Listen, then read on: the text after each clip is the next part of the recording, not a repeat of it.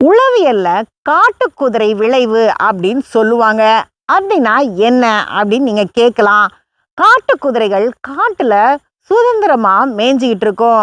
சில நேரம் வௌவால்கள் அதை கடிக்கும். இந்த வௌவால் கடிச்சதுனால அந்த குதிரைக்கு எந்த பாதிப்பும் ஏற்படாது.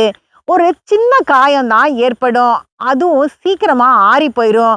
ஆனா இந்த காட்டு குதிரைகள் என்ன பண்ணுனா, அந்த சின்ன காயத்துக்கு பயந்து வேகமா ஓட ஆரம்பிக்கும்.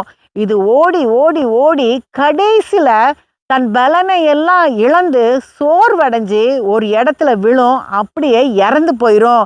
இந்த சின்ன கடிக்கு இதோடைய எதிர்வினையால தான் இது இறக்குது. இப்படிதான் நம்மளும் நம்ம வாழ்க்கையில சின்ன பிரச்சனைகள் வரும்.